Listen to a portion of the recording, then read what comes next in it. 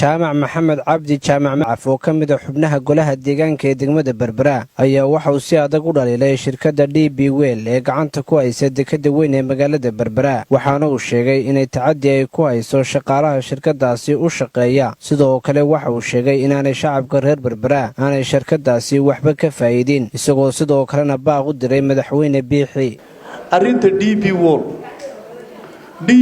waxay ka mid tahay meelahan waxay ka mid tahay adeeg shirkad Somaliland degan oo Berbera degan oo adeeg fidisa weeyaan shirkadaasi tacaddi aan wanaagsanayn oo moodooyin mustaqbalka oo xaalad kacdoon shacab abuurayo inay ka imanayso qof la eriyayo oo duruufta lagu eriyayo lagu qancin karaynin iyo nooc ay tahay arrinta iyada waxaan u baahanay cid ay khusaysa hadaanay dadkaasi cadaalad u maamulin duruuftay maanta ku jiraan mid ka xun bay la kulmayaan dadka waxaan u faqrayn dadka in cadaalad loo sameeyo oo procedure la mariyo kelmad waxaan ka oranayaa madaxweynaheenu ilaahay khayr siiye gabiilay uu ka hadlay inaguna reer Berberaynu nahay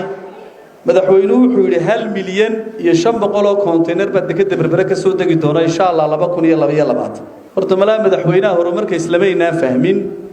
waxaanaynu ku kala duwanay qolada madaxtooyada lacagtan handling charge-ka la yiraahdo ee DP World la barqaato dawladda dhaxana barqaadato horta lacagtaas gaadho marka la yiraahdo intaas oo container baa kordhay lacagtii baa kordhaysa horta iyagu halkaas ay ka xisaabinayaano halkaas ay horumar uga arkeen laakiin fariin baan u dirayaanu ma jirto Berbera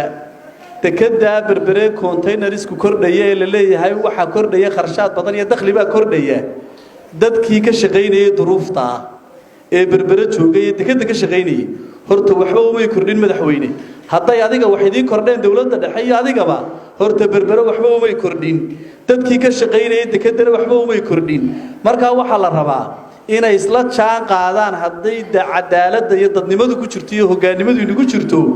in dadka dekedda ka shaqeeya tadawarkay dekeddu sameeynayso iyo dakhliga dekedda kordhaya in dadka ka shaqeeyana noloshoodu la korodhay inuu baahanahay xubin gole deegaan jaamac maxamed cabdi ayaa sidoo kale waxa uu dhaliilay maamulka shirkadda leedhka ee Berbera waxaana uu sheegay haddii waxba laga qaban waayo leedh xumaanta Berbera ay dadka reer Berbera isugu iman doonaan warshada leedhka ee Berbera horteeda arrinta nalka waa dood adag laakiin faham u baahan leedhka Berbera solar taalo waxa la siiyay dawladda waliba reer Berbera laakiin dawladihii kala dambeeyay waxa gacanta loo geliyo gacmo bareefada bay ku jiraan doodda leedhka soo koobaya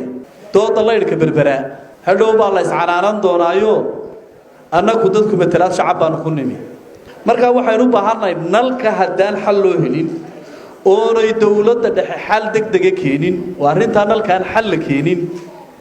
reer Berbera waxay isugu hor iman doonaan habeenka xigeen leedhku baqtiyo warshadun bay isugu hor iman doonaan marka waxaan dawladda dhexe ku baraarujinaya